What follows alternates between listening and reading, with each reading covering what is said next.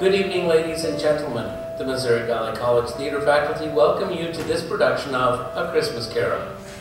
The ticket you purchased for this evening's performance will help support Missouri Valley College Theater students as they travel to the Kennedy Center American College Theater Festival. KCACTF is a national theater program involving 18,000 students from colleges and universities. Thank you for supporting Missouri Valley College Theater. Because the light is a distraction to the other patrons, we ask that you please refrain from any flash photography, as well as using your cell phone or mobile device. Please silence your phone. Thank you, and we hope you enjoy the show.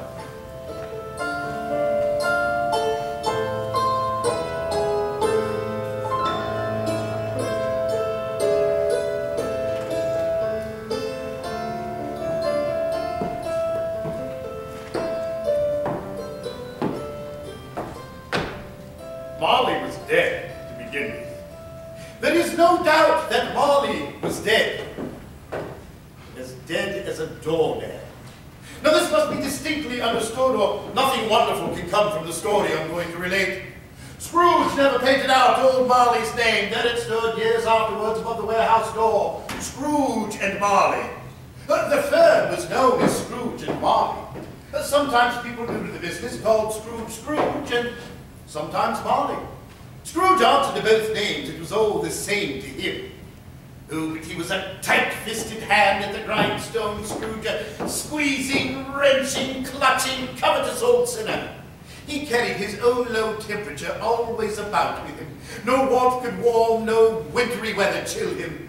Nobody ever stopped him in the streets to say with gladsome looks, "My dear Scrooge, how are you?" No beggar ever implored him to bestow a trifle. But what did Scrooge care? It was the very thing he liked, to edge his way along the crowded paths of life, wanting all human sympathy to keep its distance. Now one day, of all the good days of the year, on Christmas Eve, Scrooge sat busy in his counting house. It was cold, bleak, biting weather, foggy withal, and had not been light all day. Now the door to Scrooge's office was kept open so that he might keep an eye upon his clerk, Bob Cratchit, who worked in a dismal little cell beyond. The fire in Scrooge's office was very small, but the fire in his clerk's office was so very much smaller that it seemed like one coal. Suddenly, a cheerful voice pierced the air. "A Merry Christmas, Uncle! God save you!" "Ah, humbug! Christmas a humbug! Uncle, you don't mean that, I'm sure." "I do. What right have you to be merry? You're poor enough. Oh, what right have you to be dismal? You're rich enough." "Ah, humbug! Don't be cross, Uncle. Oh, what else can I be when I live in such a world of fools as this? Merry Christmas, out upon Merry Christmas. If I could work my will, every idiot who goes about with Merry Christmas on his lips would be boiled in his own pudding and buried with a stick of holly through his heart. Uncle, nephew! Keep Christmas in your own way, let me keep it in mine. Keep it, but you don't keep it. Let me leave it alone then. Much good may it do you, much good it has ever done you. There are many things from which I have derived good by which I have not profited. I dare say Christmas among the rest.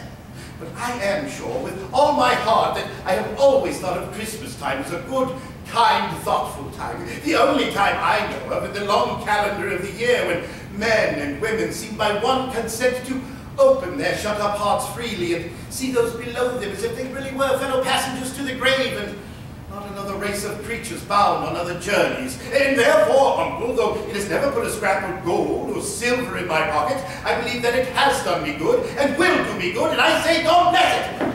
You're quite the powerful speaker, sir. It's a wonder you don't go into Parliament. Don't be angry, Uncle. Come, dine with us tomorrow. I would just as soon dine in the fiery depths of hell. But why? I ask nothing of you. I want nothing from you. Good afternoon. I am sorry with all my heart to find you so resolute, but I've made my trial in homage to the season, and I'll keep my Christmas humor to the last. And therefore, Uncle, a Merry Christmas, good afternoon, and a Happy New Year. Good afternoon. His nephew left the office without an angry word. He stopped at the outer door to bestow a blessing of the season on the clerk, who, cold as he was much warmer than Scrooge, for he returned them cordially. there's another fool, my clerk, with 15 shillings a week and a wife and family talking about a Merry Christmas. Huh. I'll retire to Bedlam. Now the clerk, in letting Scrooge's nephew out, had let a solicitor in. He stood in Scrooge's office and bowed cordially. Scrooge and Marley's, I believe. Do I have the pleasure of addressing Mr. Scrooge or Mr. Marley? Mr. Marley's been dead these 7 years. He died 7 years ago this very night. Well, no doubt his liberality is well represented by his surviving partner. At this festive season of the year, Mr. Scrooge, it is more than usually desirable that we should make some slight provision for the poor and destitute. Are there no prisons? Yes, plenty of prisons. And the union workhouses are still in operation? Yes, still, I wish I could say they were not. The treadmill and the poor law are still in full vigor. Both very busy, sir. Good. From what you had said at first, I thought something had stopped them in their useful course. I'm very glad to hear it. Under the impression that they scarcely furnish Christian cheer of mind and body to the multitude, a few of us are endeavoring to raise a fund by which means to buy the poor and destitute some meat and drink and means of warmth. What shall I put you down for? Nothing. Oh, you wish to remain anonymous. I wish to be left alone. Since you asked me what I wish, that is my answer. I don't make many myself at Christmas, and I can't afford to make idle people merry. I help to support the establishments I mentioned, and those that are badly off must go there. Many can't get there, and many would rather die. If they'd rather die, they'd better do it and decrease the surplus population. Good afternoon. Good afternoon, sir. And a Merry Christmas to you. In the meantime, the fog and darkness thickened so that men and women ran about with flaring links, proffering their services to go before horses and carriages and conduct them on their way. A young caroller stooped down at Scrooge's keyhole to regale him with a Christmas carol. "Oh, rest ye merry gentlemen, make—" Ah! Go away! At length, the hour of shutting up the counting house had arrived. Scrooge dismounted from his stool and tacitly admitted the fact to his expectant clerk, who quickly snuffed his candle out and put on his hat. "You'll want all day tomorrow, I suppose, if quite convenient, sir." But it's not convenient, and it's not fair. If I was to stop £half-a-crown for it, you'd think yourself ill-used, I'll be bound. And yet you don't think me ill-used when I pay a day's wages for no work. Christmas comes but once a year, sir. Or excuse for picking a man's pocket every 25th of December. Still, I suppose you must have the whole day. Be here all the earlier next morning. Oh, I will be, sir. Thank you, sir. And a Merry Christmas to you. Ah, humbug! Scrooge walked out with a growl. He took his usual melancholy dinner in his usual melancholy tavern, and having read all the newspapers and beguiled the rest of the evening with his banker's book, went home to bed. Now the yard was so dark that even Scrooge, who knew its every stone, was fain to grope about with his hands. Now, it is a fact that there was nothing at all particular about the knocker on Scrooge's door, except that it was very large. But this evening, Scrooge, having his key in the lock of the door, saw in the knocker not a knocker, but Marley's face. It had a dismal light about it, and it looked at Scrooge as Marley used to look, with its ghostly spectacles turned up upon its ghostly forehead. Its hair was curiously stirred, as if by breath or hot air, and though its eyes were wide open, they were perfectly motionless. That and its livid color made it horrible. As Scrooge stared fixedly at this phenomenon, it was a knocker again. Scrooge stepped inside and closed the door behind him. He went up the stairs and down the cavernous hallway to his chamber. Scrooge opened the door, stepped inside, closed the door behind him. He locked himself in, double locked himself in, which was not his custom. Thus secured against surprise, he took off his cloak, his hat, and his cravats, put on his nightshirt and his nightcap,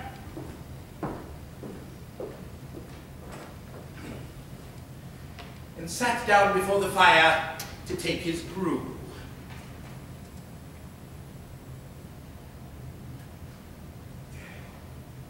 It was a very low fire indeed. Scrooge was obliged to sit close to it and brood over it. Suddenly, a bell began to ring. Softly at first, then getting louder, then joined by others, and then stopping suddenly. It was succeeded by a loud clanging sound deep down below, as if some person were dragging a heavy chain over the casks in the wine-filled cellar. The cellar door blew open with a booming sound. And then he heard the chains much louder on the floors below. And then coming up the stairs. Then coming straight towards his door. I won't believe it.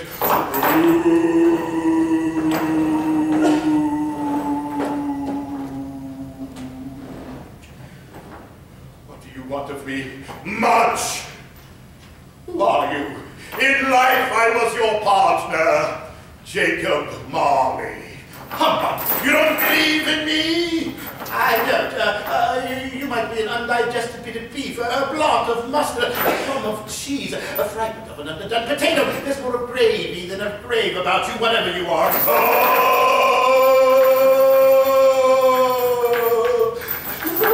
Dreadful apparition. Why do you torment me? Man of worldly mind, do you believe in me or not? I do. I must. But tell me, why do spirits walk the earth? And why do they come to me? It is required of every man that the spirit within him should walk abroad among his fellow men. And if that spirit goes forth not in life, it is condemned to do so after death. You are fettered. Tell me why. I bear the chain I forged in life. I made it link by link and yard by yard. I girded it of my own free will, and of my own free will I wore it. Is its pattern strange to you, or would you know the weight and length of the strong coil you bear yourself? It was full as heavy and as long as this one, 7 Christmas Eves ago. You have labored on it since. It is a ponderous chain. Oh, good Jacob Marley, tell me more. In life, I never walked beyond our counting house, never roved beyond the narrow limits of our money-changing hold. And now weary journeys lie before me. 7 years dead and traveling all the time, the whole time. No rest, no peace, incessant torture of remorse. Well, you might have got over a great quantity of ground in 7 years, captive bound and double ironed not to know that any Christian spirit working kindly in its little sphere, whatever it may be, is sure to find its mortal life too short for its vast means of usefulness.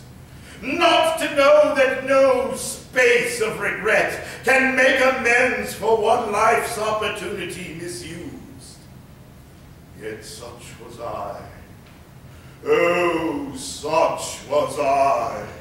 Oh, but you were always a good man of business. Business! Mankind was my business. The common welfare was my business. charity, mercy, forbearance, benevolence were all my business. The dealings of my trade were but a drop of water in the comprehensive ocean of my business. How it is that I appear before you now in a shape that you can see I may not tell. I have sat invisible beside you many and many a day. That is no light part of my penance. I am here tonight to warn you that you have yet a hope and chance of escaping my fate. Jacob, you were always very good to me. You will be haunted by 3 spirits. Is that the chance and hope you mentioned? It is! I think I'd rather not. Without their visits, you cannot hope to shun the path I tread. Expect the first when the clock strikes 1. Oh, couldn't I have them all at once and get it over with? Look to see me no more. Look, too, that for your own sake, you remember what has passed between us. The ghost stepped backwards from him, and with each step it took, the window raised itself, so that by the time the spectre reached it, it was wide open. Incoherent sounds of lamentation and regret, wailings inexpressibly sorrowful and self-accusatory rang out. Spirit joined in the mournful dirge and floated out upon the bleak, dark night. Scrooge followed to the window. Brave in his curiosity, he looked out. The air was filled with phantoms, wandering hither and thither in restless haste. Each one of them bore a chain not unlike Marley's ghost. Now, whether these creatures faded into mist or mist enshrouded them, he could not tell, but they and their phantom voices faded all together. The night became as it had been when he walked home. Scrooge closed the window and went to check the door through which the ghost had entered. It was double locked as he had locked it, and the bolts were undisturbed. He started to say humbug, but stopped at the first syllable. And much in need of repose, he went straight to bed without undressing. He fell asleep upon the instant.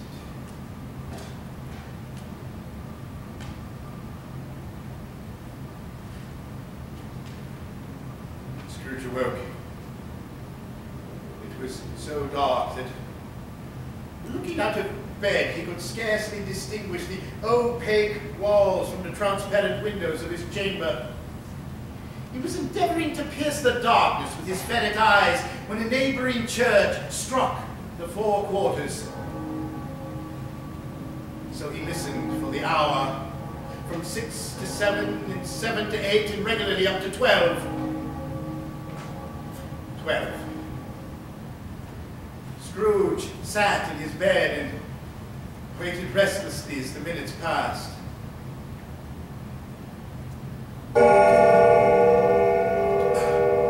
Quarter past.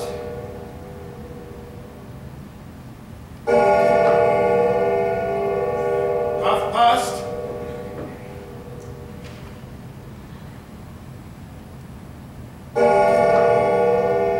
Quarter to it.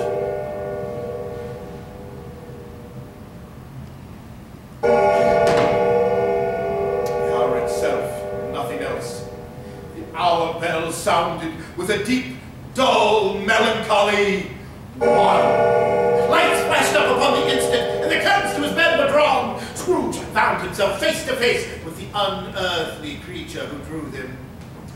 It was a strange figure, like a child, yet not so like a child as viewed through some supernatural medium. Are you the spirit whose coming was foretold to me? I am.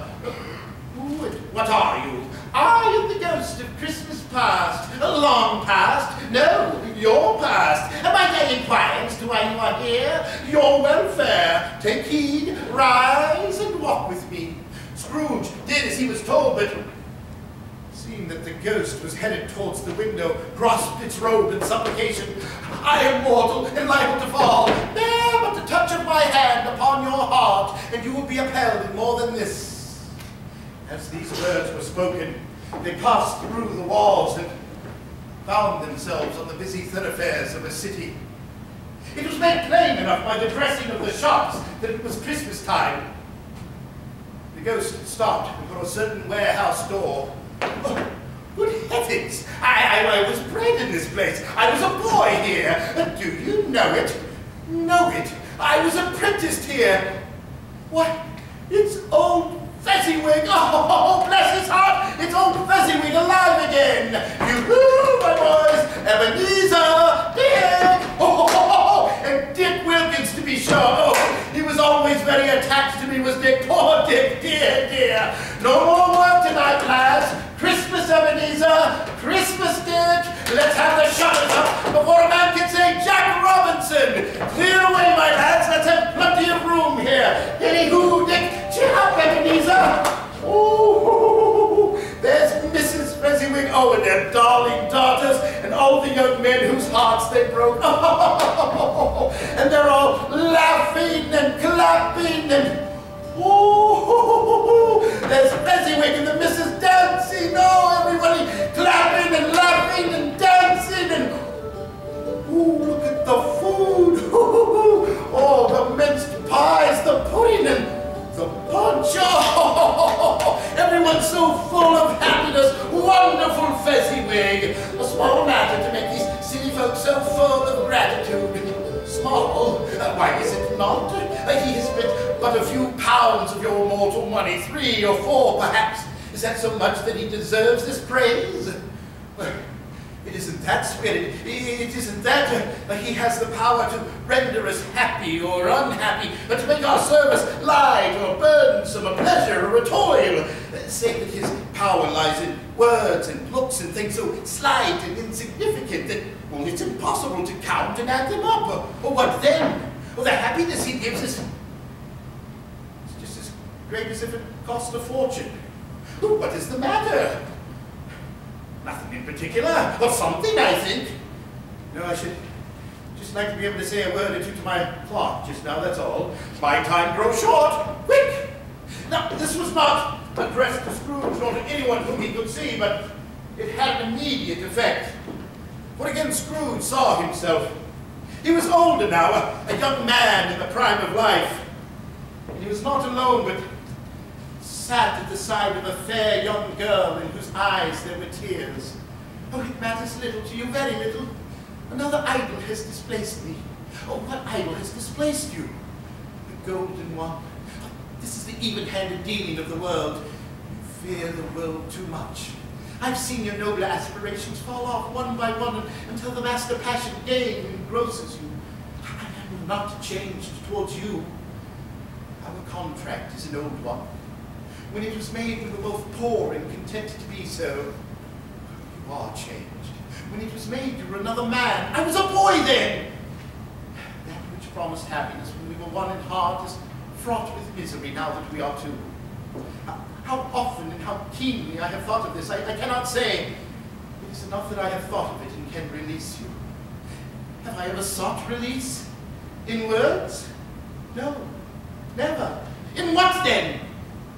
In a changed nature, in an altered spirit, in another atmosphere of living, in all that has made my love of any worth or value in your heart.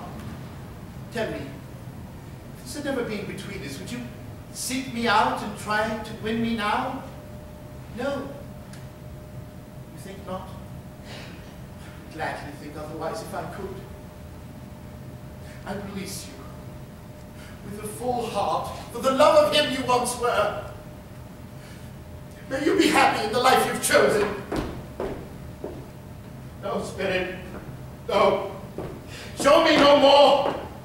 Why do you delight to torture me? Leave me. I cannot bear it. Take me back. Hold me no longer.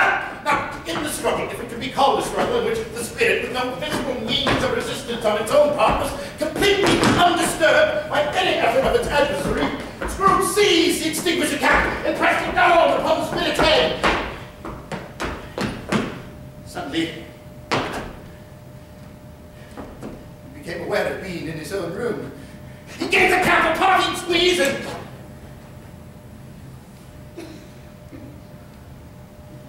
nothing.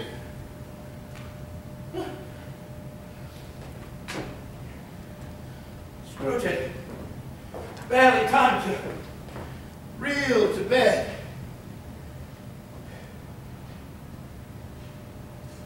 Before falling into a deep, deep sleep.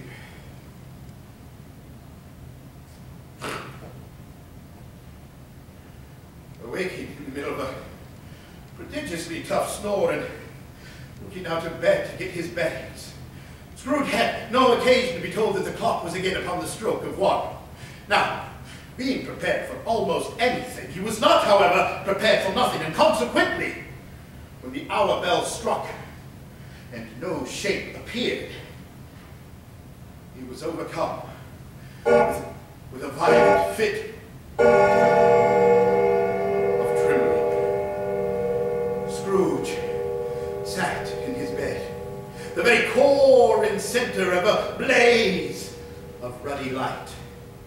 He began to suspect that the source and secret of this ghostly light lay in the adjoining chamber. This thought taking full possession of his mind, he got up and shuffled softly in his slippers towards the door. The moment Scrooge's hand was on the lock, a friendly voice called him by his name and bade him enter.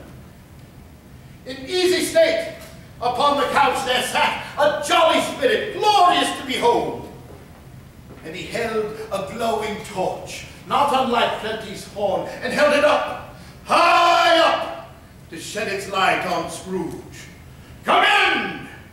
Come in and know me better, man! Scrooge did as he was told and bowed his head before this spirit. I am the ghost of Christmas present. Look upon me! You've never seen the likes of me before. No, spirit, I have not. Have you never walked abroad with the younger members of my family? I have not, spirit. Have you many siblings, spirit? More than 1,800. A tremendous family to provide for. Spirit, conduct me where you will, for tonight, if you have aught to teach me, let me profit by it. Touch my robe. Scrooge did as he was told and held it fast. They were on the city streets on Christmas morning. The poulterers were still half open, and the fruiterers were radiant in their glory. Soon the steeples would call good people all to church and chapel, and away they came, flocking through the streets. Now, the sight of these poor revelers appeared to interest the spirit very much, for he stood with Scrooge and sprinkled incense on their dinners as they passed. It was a very uncommon kind of torch, too, for once or twice when there were angry words between two dinner carriers, he shed a few drops of water on them from it, and their good humor was restored directly. For they said it was a shame to quarrel upon Christmas Day. And so it was. Is there a peculiar flavor in what you sprinkle from your torch? There is, my own. Would it apply to any kind of dinner on this day? To any kindly given, to a poor one most. Why a poor one most? Because it needs it most. They went on, invisible, into the suburbs of the town, straight to Scrooge's claws. And at the threshold of the door, the spirit smiled and stopped to bless Bob Cratchit's dwelling with a sprinkling from his torch. Then up rose Mrs. Cratchit, dressed out but poorly in a twice-turned gown, and she laid the cloth, assisted by Belinda Cratchit, second of her daughters, while Master Peter Cratchit plunged a fork into a saucepan of potatoes. Then two younger Cratchits, boy and girl, came tearing in, screaming that outside the baker's they had smelt the goose and known it for their own. Basking in luxurious thoughts of sage and onion, these young Cratchits danced about the table, whatever has got your precious father then, and your brother, Tiny Tim, and your sister, Martha? Here's Martha, Mother. My, how late you are, my dear. Oh, we'd a deal of work to finish up last night, Mother, and had to clear away this morning. Oh, well, so long as you are come. Here, have a seat before the fire. No, Martha, hide! Father's coming. Hide, Martha, hide! And so Martha hid herself, and in came little Bob the father with Tiny Tim upon his shoulder. Alas for Tim, he bore a wooden crutch, and his limbs were supported by an iron frame. Why, where's our Martha? Not coming, I'm afraid. Not coming? Not coming on Christmas Day? Father! Martha! And how did Tim behave? Oh, as good as gold and better. He gets so thoughtful sitting all alone so much and thinks the strangest things you ever heard. He told me, coming home, that he hoped that people saw him in the church and that it might be pleasant to them to remember on Christmas Day who made lame beggars walk and blind men see. Oh, but he's growing strong and hearty in spirit and in body. Tiny Tim was escorted to his little stool before the fire while Master Peter and the two younger Cratchits went to fetch the goose, with which they soon returned in high procession. Such a bustle ensued that one would think a goose the rarest of birds. Mrs. Cratchit made the gravy hissing hot, while Master Peter mashed the potatoes with incredible vigor. Soon the dinner was set on and grace was said. I don't believe there has ever been a goose such as the bird we see prepared here for our feast. Its tenderness and flavor, size and cheapness became the themes of universal admiration. And when dinner was finished and the cloth was cleared, the hearth swept out, the fire made up, the compound in the jug tested, and considered perfect, and at Bob Cratchit's elbow stood the family collection of glass. 2 tumblers and a custard cup without a handle. These held the hot stuff from the jug, however, as good as golden goblets would have done. Bob served it out with beaming looks, while the chestnuts in the fire sputtered and cracked noisily. A Merry Christmas to us all, my dears. God bless us. God bless us, everyone. Spirit, tell me, will Tiny Tim live? I see an empty stool in the poor chimney corner, and a crutch without an owner carefully preserved. If these shadows remain unaltered by the future, none other of my race shall find him here. No, Spirit, no, say he will be spared. If these shadows remain unaltered by the future, the child will die. Mr. Scrooge! I give you Mr. Scrooge, the founder of the feast. Oh, the founder of the feast, indeed.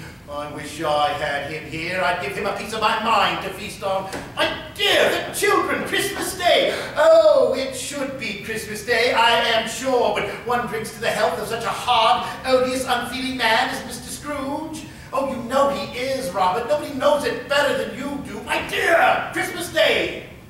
I'll drink to his health for the day's sake, and for his. And for yours, not for his. A Merry Christmas and a Happy New Year. May he be very merry and very happy, I have no doubt. In the meantime, it was getting dark and snowing very heavily. And as Scrooge and the Spirit made their way along the streets, the brightness of the roaring fires and kitchens, parlors, and all sorts of rooms was wonderful. Now, it was a great surprise to Scrooge to hear a hearty laugh. It was an even greater surprise to Scrooge to recognize it as his nephew's. He called Christmas a humbug, as I live, and he believed it too. Oh, he's a comical old fellow, and not so pleasant as he might be. However, his offenses carry their own punishment, and I have nothing to say against him. I couldn't be angry with him if I tried. His wealth is of no use to him. He doesn't do any good with it. He doesn't make himself comfortable with it. Who suffers his ill whims most? Himself, always. Here he takes it on himself to dislike us and won't come and dine with us. What's the consequence? He misses some pleasant moments which could do him no harm. I mean to give him the same chance year after year, whether he likes it or not, for I pity him. Oh, he's given us plenty of merriment, I am sure, and it would be ungrateful not to drink his health. Here's a glass of mulled wine ready at our hand at the moment, and I say, Uncle Scrooge, a Merry Christmas and a Happy New Year. He wouldn't take it from me, but may he have it nevertheless. Uncle Scrooge. Scrooge had become so gay and light of heart that he would have pledged the unconscious company in return and thanked them in an inaudible speech if the ghost had given him time. The entire scene seemed to pass off in the breath of the last word spoken by his nephew. And he and the ghost were again upon their travels. It was a long night, if it were only a night, but Scrooge had his doubts of this, for the entire Christmas season seemed to be encompassed within the space of time they passed together. It was strange, too, that while Scrooge remained unaltered in his outward form, the ghost grew older, clearly older.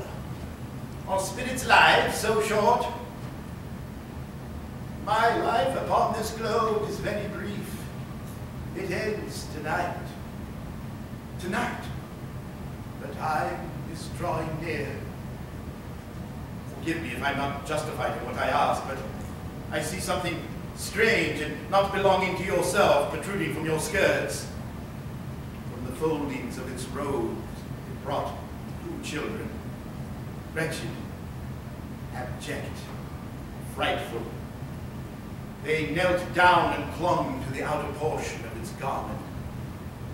They were a boy and girl, yellow, meager, ragged. Spirit, are they yours? They are man's, and they cling to me. The boy is ignorance, and the girl is want. Beware them both and all of their degree. But most of all, beware this boy, for on his brow I see that written, which is doom, lest the writing be erased. Have they no refuge or resource? Are there no prisons? Are there no workhouses? At this, the clock struck 12. Scrooge looked about him for the spirit, but saw it not. As the last stroke ceased to vibrate, he remembered the prediction of old Jacob Marley. And lifting up his head, beheld a solemn phantom coming like a mist upon the ground towards him. The phantom slowly, gravely, solemnly approached. It was hooded in a deep black garment which concealed its head, its form, leaving nothing of it visible save for one outstretched hand. I am in the presence of the ghost of Christmas yet to come. You are here to show me shadows of the things that have not happened, but will happen in the time before us. Is that so, Spirit? The upper portion of the garment was contracted for an instant in its folds, as if the spirit had inclined its head. This was the only answer he received. Ghost of the future, I fear you more than any specter I have seen. But as I know your purpose is to do me good, and as I hope to live to be a better man from what I was, I am prepared to bear your company and do so with a thankful heart. Will you not speak to me? Gave him no reply. The hand was pointed straight before him. I understand. The night is waning fast, and it is precious time to me, I know. Lead on, spirit! The ghost moved away as it had come towards him. Scrooge followed in the shadow of its dress, which bore them up. The city seemed to spring up about them and encompass them of its own act. There they were in the heart of it, amongst the merchants who hurried up and down and clinked the money in their pockets as they conversed in groups. The ghost stopped before one little knot of businessmen, and seeing that the hand was pointed towards them, Scrooge advanced to listen to their talk. No, I don't know much about it either way. I only know he's dead. When did he die? Last night, I believe. What was the matter with him? I thought he'd never died. God knows. What has he done with his money? Haven't heard. Left it with his company, perhaps. He hasn't left it with me, that's all I know. Upon my life, it's likely to be a very cheap funeral, for I don't know of anyone to go to it. Suppose we make up a party and volunteer. I don't mind going, so long as a lunch is provided. Scrooge knew the men and looked to the spirit for an answer. It floated on, invisible, into a obscure part of the city where Scrooge had never penetrated, although he recognized its situation and its bad repute. Far in this den of infamous resort, there lay a low-browed beetling shop where iron, old rags, bottles, bones, and greasy offal were bought. Sitting in among the wares he dealt in was a gray-haired rascal of nearly 70 years. And as Scrooge and the ghost came into the presence of this man, a woman with a heavy bundle slunk into the shop. Look here, old Joe. Here's a chance. Oh, you couldn't have met a better place. Come into the parlor. Open up that bundle, old Joe, and let me know the value of it. What's this then? Bed curtains? Aye, bed curtains. You don't mean to say you took them down, rings and all, with him lying there? Of course I did. Why not?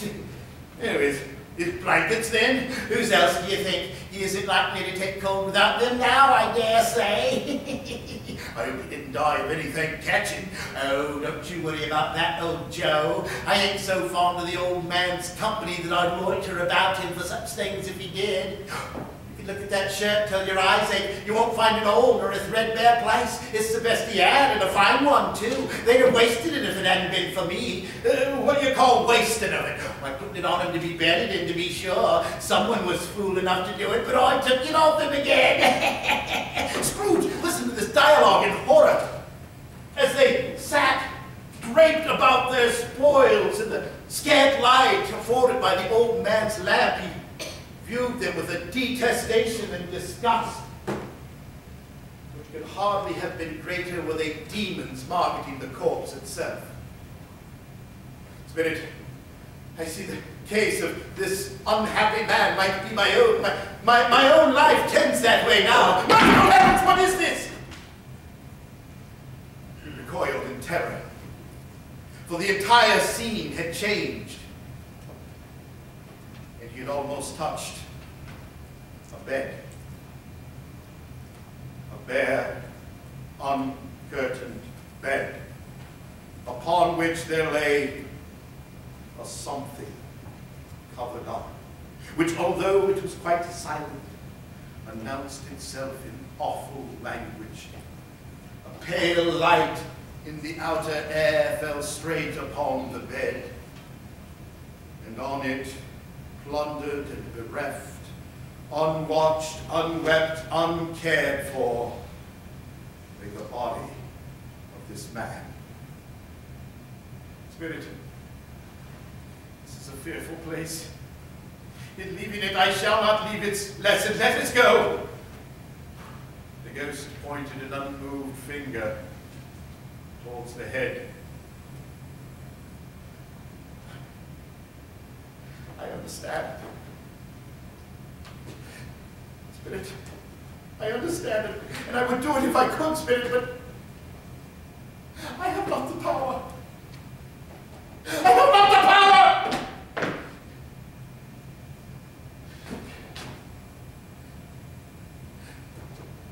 Show me some tenderness connected with it. death, spirit. That dark chamber which we left just now will be forever present to me. The ghost conducted him through streets familiar to his feet. And as they went, Scrooge looked here and there to find himself. But nowhere was he to be seen. They entered poor Bob Cratchit's dwelling and found the mother and the children seated round the fire. The mother placed her work upon the table and put her hand up to her forehead. Oh, these tears hurt my eyes so. I wouldn't show weak eyes to your father when he comes home now for the world. It must be near his time. Past it, rather, mother, but he has walked home a little slower than he used to these last few evenings. I have known him walk with Tiny Tim upon his shoulders very fast indeed. Oh, and so have I, often. He was very light, and your father loved him so that it was no trouble. Here's your father now. Bob, you're home. You went today then, Robert? Yes, my dear. I wish you could have gone.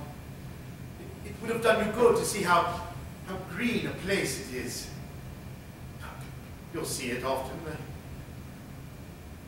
I promised him we would walk there on a Sunday. My little child. My little child. Spirit, something informs me that our parting moment is at hand. I know it, but I know not how. Tell me, what man was it who we saw lying dead? The ghost of Christmas yet to come conducted him as before into a churchyard. Here the unhappy man whose name he had now to learn lay underneath the ground. The ghost stood among the graves and pointed down to one. Scrooge advanced towards it. When I draw nearer to that stone to which you point, answer me one question. Are these the shadows of the things that will be, or are they shadows of the things that may be only? Men's courses will foreshadow certain ends which, if persevered in, they must lead, but if these shadows be departed from, the ends may change. Say it is so with what you show me.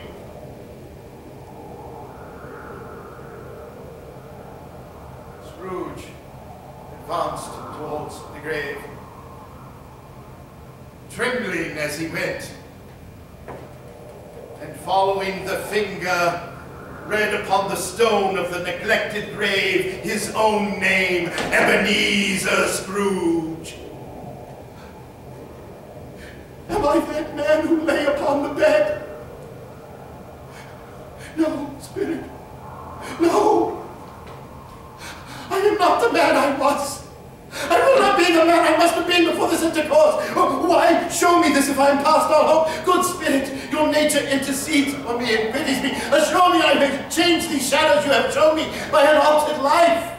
I will honor Christmas in my heart and try to keep it all the year. I will live in the past, the present, and the future. The spirits of all three shall strive within me. I will not shut out the lessons that they teach. Oh, tell me I may sponge away the writing on this stone. In his agony, he caught the spectral hand and tried to free itself, but he was brave in his entreaty and detained it. The spirit, stronger yet, repulsed him and lifting up his hands in a last prayer to have his fate reversed. He saw an alteration in the spirit's hood and dress. It shrunk, collapsed, and dwindled down into a bedpost. And the bedpost was his own. The bed was his own. The room was his home. Best and happiest of all. The time before him was his own to make amends in. I will live in the past, the present, and the future. The spirits of all three shall strive with me. I will not shut out the lessons that they teach. Oh, Jacob Marley, heaven in the Christmas time be praised for this. On my knees, Jacob. I say it on my knees. Ooh, ooh. Oh, I'm as light as a feather. I'm as merry as an angel. I'm as happy as a schoolboy. Ooh, I'm as giddy as a drunken man. Merry Christmas to everyone, and Happy New Year to all the world. Ooh. I don't know what day of the month it is. I don't know how long I've been amongst the spirits. I don't know anything. I'm quite the baby. I don't care. I'd rather be a baby. Ooh. Bells. Glorious bells. What's today? What? What's today, my fine fellow? Today? Why, it's Christmas Day. It's Christmas Day. I haven't missed it. The spirits have done it all in one night. Well, of course they can do anything they like. Of course they can. Do you know the poulterers in the next street, the one at the corner? Why should I ride in? Do you know if they still have the prize turkey hanging there? Not the little prize turkey, the big one. What, the one as big as me? Yes, my buck. It's hanging there now. Go and get it and have them bring it here so that I might give them the address and where to take it. Come back with the man and I'll give you a shilling. Come back with him in less than 5 minutes and I'll give you half a crown. I'll have them take it. To Bob Cratchit's house. It's twice the size of Tiny Tim. Now, the hand with which he wrote the address was not a steady one, but write it he did. And then he went down the stairs to open up the street door to make ready for the poulterer's man. Once the noble bird was paid for, he headed down the street in a bouncing step which seemed to float above the ground. He'd not gone far when, coming on towards him, he beheld the man who came into his office the day before and said, "Scrooge and Marley's, I believe." It sent a pang across his heart when he thought of how this man would look upon him when they met. I beg your pardon. I hope you succeeded yesterday. It was very kind of you. A Merry Christmas. Mr. Scrooge. That is my name. I'm afraid it may not be pleasant to you. Allow me to ask your pardon. Will you have the goodness to accept this pledge for a donation to your charity? My dear Mr. Scrooge, are you serious? If you will, not a farthing less. A great many back payments are included in it, I assure you. I don't know what to say to such magnificence. I thank you. I bless you. I thank you 50 times. Scrooge turned his steps towards his nephews. He must have passed the door a dozen times before building the courage to go up and knock.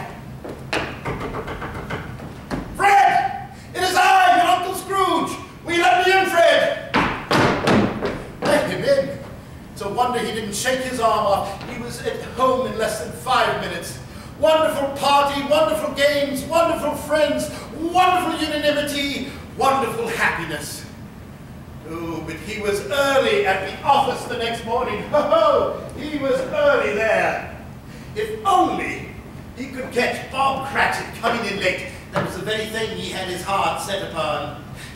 What do you mean, coming in here at this time of day? Oh, I am sorry, sir. I am behind my time.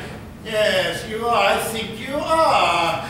It shan't be repeated. We were making rather merry yesterday. I'll tell you what, my fine fellow. I'm not going to stand for this sort of thing any longer. And therefore I'm going to raise your salary. Merry Christmas, Bob. A merrier Christmas, Bob Cratchit, than I've given you in many a year. I will raise your salary and endeavor to help you and your struggling family. We'll discuss your situation this very afternoon over a Christmas bowl of smoking Bishop Bob. Make up the fire and buy another coal scuttle. Scrooge was better than his word, for he did it all and infinitely more. And to Tiny Tim, who did not die, he was a second father. He was as good a man, as good a friend as the good old city knew. And it was always said of him that he knew how to keep Christmas well if any man alive possessed the knowledge. And may that truly be said of us and all of us. And so, as Tiny Tim observed, God bless us, everyone.